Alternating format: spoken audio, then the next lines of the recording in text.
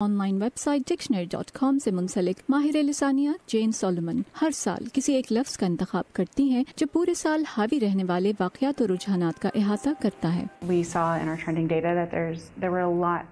ہمارے on line رجحان کے اعداد و شمار بتا رہے تھے کہ اکثر لوگ سچائی، حقائق اور اس سے ملتے جلتے الفاظ تلاش کر رہے تھے. اس لیے ہم نے لفظ مس انفارمیشن پر غور کرنا شروع کیا. عوام کو اظہار رائے کا حق دینا ہی کافی نہیں، بلکہ یہ دیکھنا بھی ضروری ہے کہ وہ اس کا غلط استعمال نہ کریں. مس انفارمیشن گو کہ ایک پرانا لفظ ہے، لیکن رواں سال اسے ایک نئی تقویت ملی. سماجی رابطوں کی ویب سائٹس عوامی دباؤ کا شکار رہیں.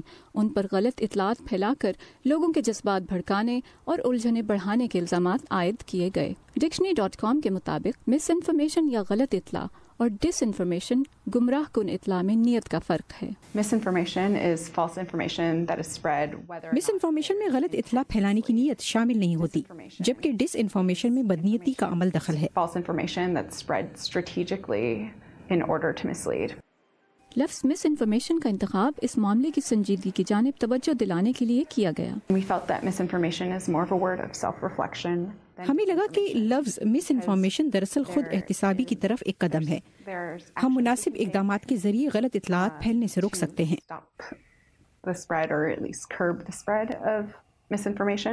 ڈکشنری.com پر امید ہے کہ اس لفظ پر روشنی ڈالنے سے عوام غلط اطلاعات پھیلانے سے پہلے 2 بار ضرور سوچیں گے.